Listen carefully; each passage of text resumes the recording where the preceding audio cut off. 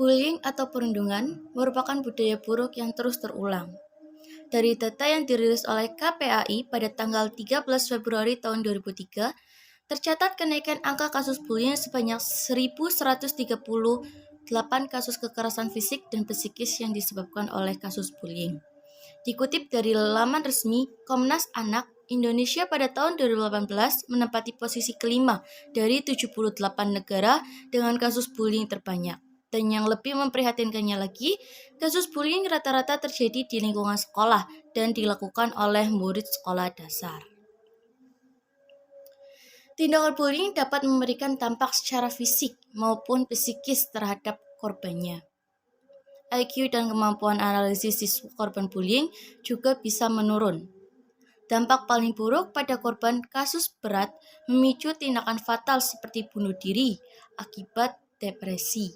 Tindakan bullying yang terjadi di sekolah maupun di rumah tidak hanya berupa kekerasan secara fisik, tetapi juga berupa kekerasan secara verbal melalui omongan ataupun cacian.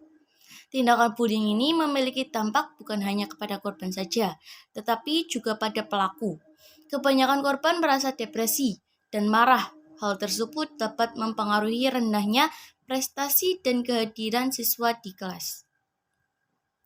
Guru di sekolah perlu mengedukasi pelaku, karena pelaku bullying akan merasa memiliki kekuasaan terhadap keadaan dan bersifat agresif dan mudah marah.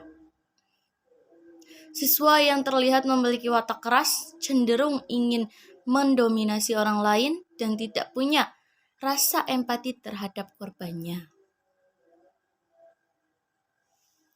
Nah, perilaku bullying sendiri bentuknya berbeda-beda. Contoh dari perilaku bullying antara lain.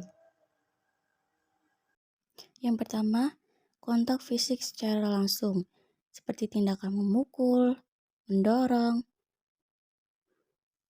menggigit teman, menjambak teman, menendang, mengunci teman dalam ruangan, mencubit, mencakar, memeras uang jajan atau memalak teman, dan lain-lain. Yang kedua, kontak verbal secara langsung. Contohnya seperti mengancam, merendahkan, mempermalukan, mengganggu, menjuluki dengan nama negatif, sarkasme, mengecek, mengintimidasi, memaki, dan menyebarkan gosip yang tidak benar. Dan yang ketiga, bullying nonverbal. Contohnya seperti melihat dengan sinis, menjulurkan lidah, ekspresi wajah merendahkan, dan juga mengancam. Yang keempat, cyberbullying atau menyakiti orang lain dengan media sosial. Contohnya bisa merekam video intimidasi atau pencemaran nama baik, atau bisa juga dengan komen-komen yang bersifat mengejek atau mencaci orang lain. Kasus bullying sendiri tidak boleh dianggap remeh, karena memiliki dampak yang besar terhadap perkembangan psikis seorang anak. Oleh karena itu, kita seharusnya mampu mengatasi kasus bullying ini, khususnya di sekolahan yang merupakan lembaga formal yang di dalamnya memuat pendidikan umum maupun pendidikan akhlak. Cara mengatasi bullying di sekolahan adalah salah satu hal terpenting yang perlu diketahui agar tindakan bullying ini tidak terjadi di sekolahan dan tidak terulang kembali. Berikut ini tindakan yang dapat dilakukan untuk mengatasi bullying di sekolahan, antara lain sebagai berikut. Langkah yang pertama, melakukan edukasi mengenai perundungan atau bullying kepada guru maupun staf. Cara yang kedua, memberikan sosialisasi tentang bahaya perundungan atau bullying di sekolah atau lingkungan bermain untuk para siswa, guru, dan juga staf. Langkah yang ketiga, menanamkan keberanian pada siswa untuk melawan tindakan perundungan atau bullying di lingkungan sekolahan. Yang keempat, tanggapi tindakan bullying dengan serius.